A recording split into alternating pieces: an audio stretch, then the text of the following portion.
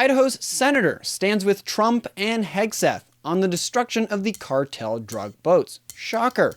We'll get into why the senator is right. This week, the charges against a private security for the Kootenai County Republican Party have been dropped. Almost. And CWI quickly accepts the Ford Idaho Center, and Idaho timber sales are set to double. This is the Yocal Idaho Midweek Report, where we give you an overview of the news you need to know in Idaho for the last week. Did you hear, speaking of stuff in Coeur d'Alene, they have expanded who can open for prayers for their meetings. Stick with us to find out more details about that story and about an all-American ice cream business coming to the Treasure Valley, particularly one that historians will love. Also, to get full coverage on these important stories and much more, you can go over to our website, where we have plenty of other news articles that we are producing. And to ensure you're the most informed Idahoan in the room, hit that subscribe button down below. Now, let us jump into the episode. Our Idaho Senator Jim Risch is standing firm behind President Trump's decision to sink suspected cartel boats carrying drugs to American shores. Our senior senator, who chairs the State Foreign Relations Committee and serves on the Intelligence Committee, says that the president has both the authority and the duty to protect Americans from those who seek to harm us. Not too controversial. But if you've seen this story in the news, you know there has been pushback, where critics have questioned whether these strikes are legal.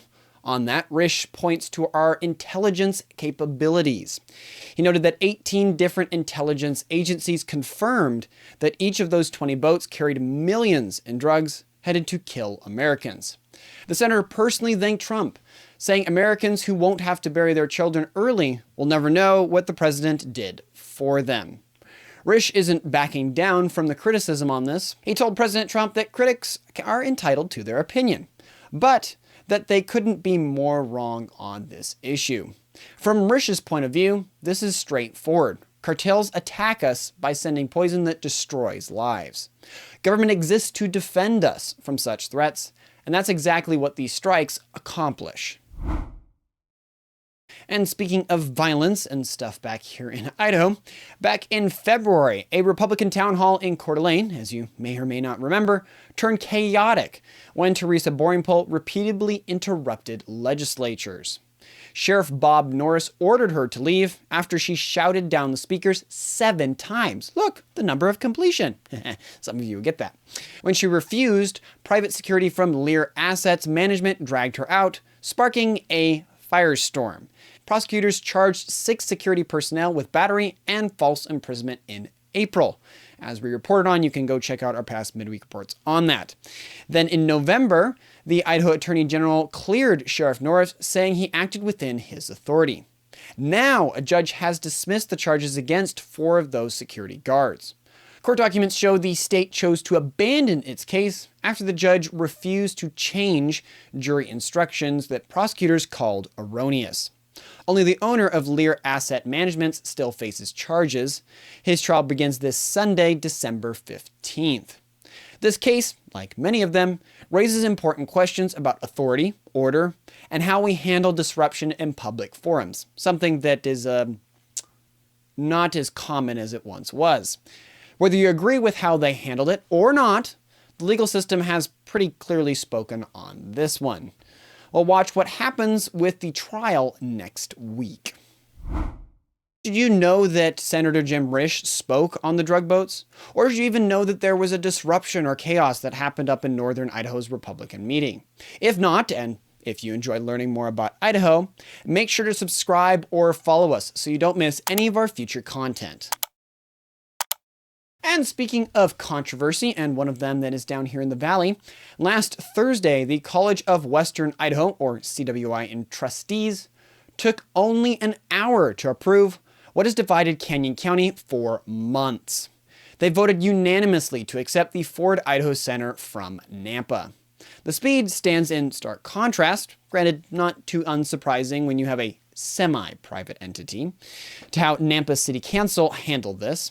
After numerous public hearings and allegations about closed-door discussions, which we've reported on were cleared, the council finally approved the transfer on Monday when Mayor Debbie Kleen broke a 3-3 tie.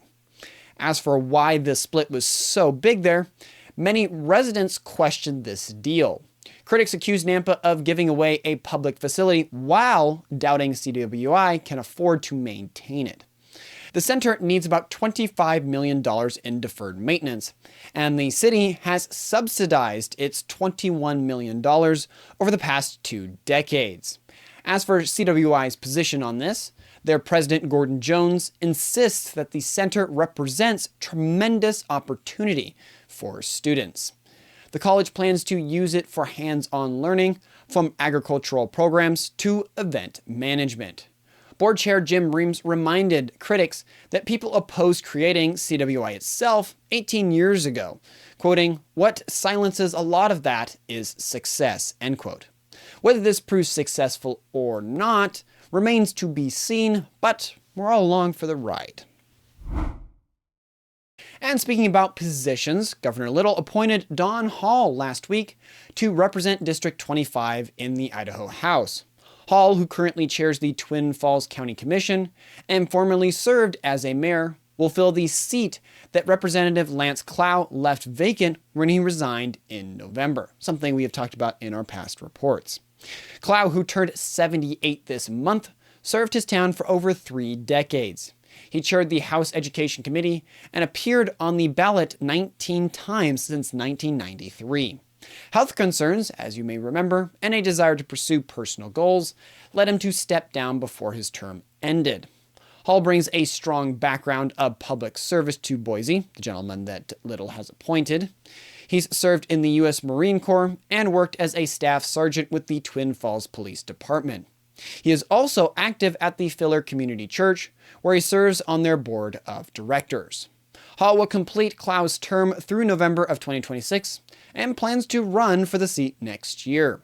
He supports school choice, a nice change, but wants to approach it carefully so it doesn't harm our existing public schools, which will be interesting to see how he votes this coming session.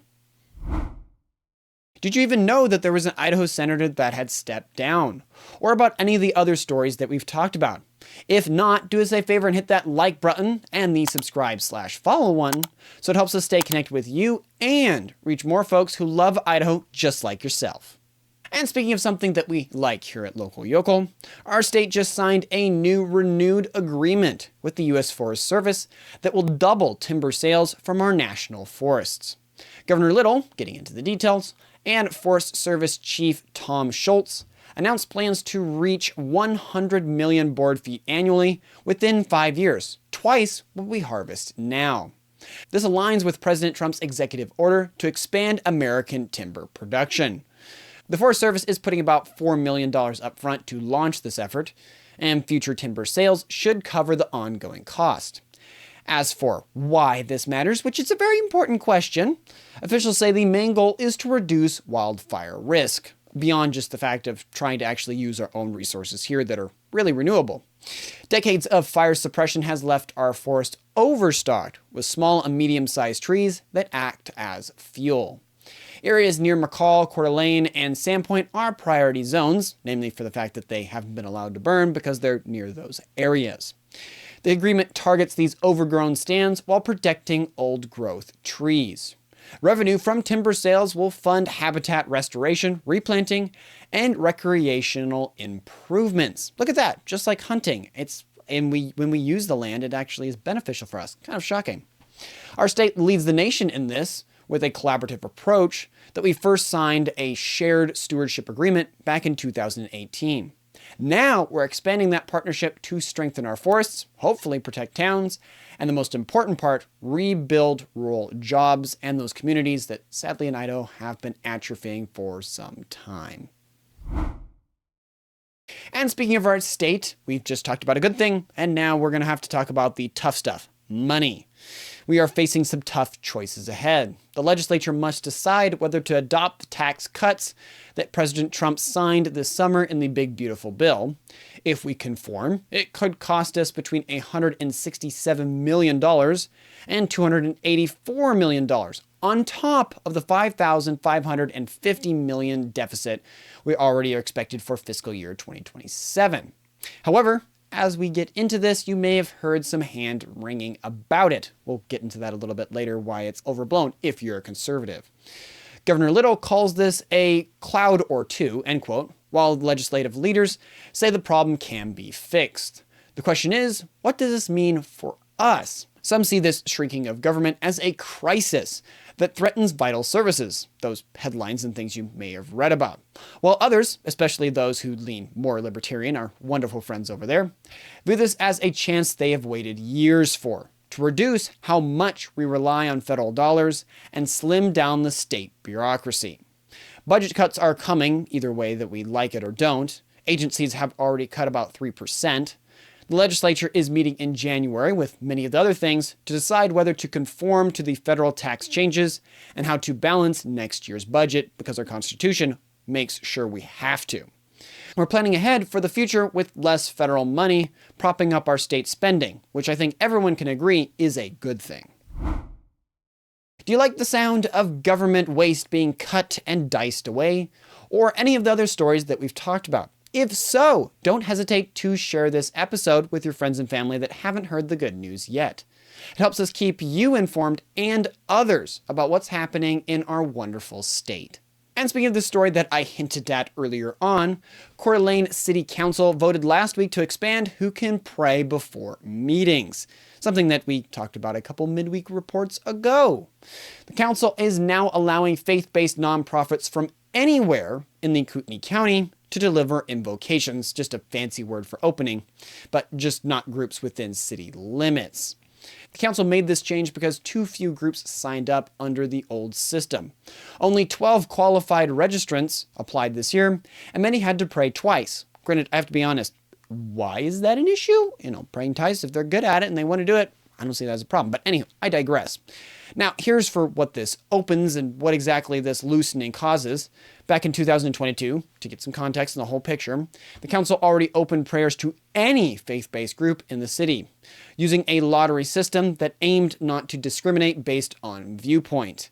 And as we have talked about in about, I think it was 2 or 3 old midweek reports ago, Hindu prayers have also seemingly popped up in cities across Idaho for councils this year. By expanding the pool county-wide, Coeur d'Alene is going along with this trend to try to make their religious voices that are at the podium more diverse, because we need more of that. However, the policy still forbids prayers that seek to convert, disparage other faiths, or reflect partisan bias. I'm going to restrain myself from analytically pulling those words apart, but the door now swings wider for who defines what prayer means. If you agree with this or disagree with this, you should definitely reach out to your city council. And coming back down to the other major metropolitan area in the state, the Treasure Valley is about to welcome a truly unique ice cream shop that celebrates our nation's founding. For any history nerds out there, I guarantee you I'm going to be there eventually. Brooks Founding Flavors Ice Cream will open its first Idaho location at Orchard Park in North Meridian, off Chinden Boulevard and Linder Road. As for the experience that you can expect, when you walk into Brooks, you'll step back into the revolutionary America. Employees will be wearing 3-cornered hats, laced bonnets, and pantaloons, which, if you don't know what that word means, do not worry, it just means you're more normal than I am. They'll all be doing this while scooping flavors with names like, quote, Patrick Henry gives me chocolate or give me death, Franklin's Blackberry Raspberry Republic, and Thomas Jefferson's Declaration of Cookie Dough. The shop calls itself an ice cream tavern that aims to capture the spirit and passion of our founding fathers. But to give some history about the business, it was founded in Utah in 2018 by Brian Booker, a former Army JAG, hopefully I'm pronouncing that acronym correctly, attorney. The brand now operates 8 locations in Utah and 1 in Texas. Brooker spent over a decade studying how to craft super premium ice cream before he launched this venture. Construction on the Meridian location will begin in January. Brooker's offers more than just novelty, though. They emphasize real vanilla, real chocolate, and real fruit in their ice cream. So for those ice cream lovers out there, you can be sure that it is all real and authentic. And speaking of real things, I really do need to head on, sadly, but I want to thank you for listening to the entire report. I sincerely hope you found it enjoyable and valuable. If you liked the Midweek Report, make sure to check out our other content on our website or social media. Also, if we missed any important points or provided incorrect information, please feel free to reach out to us via email or on Twitter by tweeting me at @LocalYokalIdaho. With the small team we have, we're not able to cover everything, but we do our best to cover the most interesting and important stories. Thank you for your continued support and assistance. That's all for now. I wish you a fantastic rest of your week. Godspeed.